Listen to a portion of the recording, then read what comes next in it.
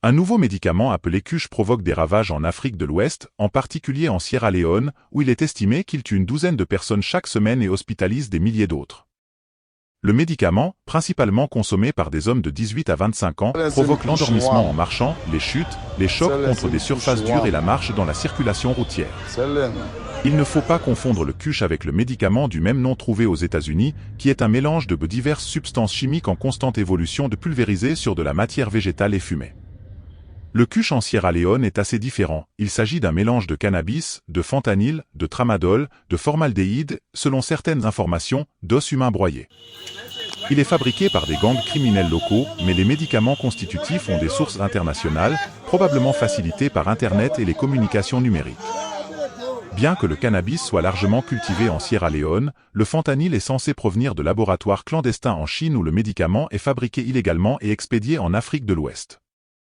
Le tramadol a une source similaire, à savoir des laboratoires illégaux en Asie.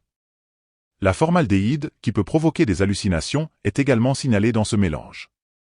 Quant aux os humains broyés, il n'y a pas de réponse définitive sur leur présence dans le médicament, leur provenance ou la raison de leur incorporation.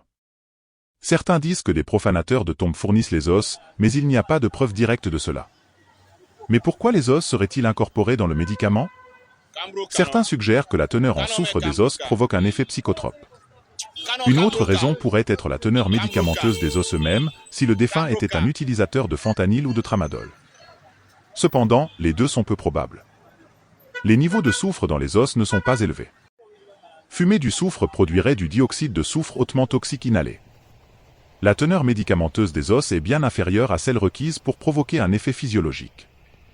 Où trouve-t-on le médicament?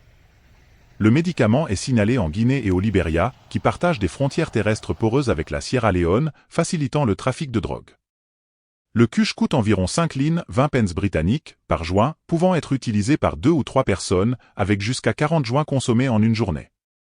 Cela représente une dépense massive en drogue et illustre la nature addictive du mélange, dans un pays où le revenu annuel par habitant est d'environ 500 livres sterling.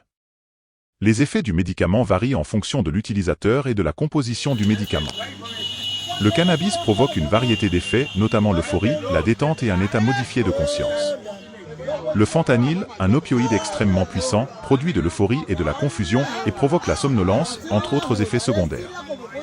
De même, le tramadol, qui est également un opioïde mais moins puissant que le fentanyl, 100 mg de tramadol ont le même effet que 10 mg de morphine, entraîne une somnolence et une sensation d'être déconnecté que des choses qui se passent autour de soi. Le danger du médicament est double, le risque d'automutilation pour le consommateur et la nature hautement addictive du médicament lui-même. Un autre problème est le besoin de financer la prochaine dose, souvent obtenue par là.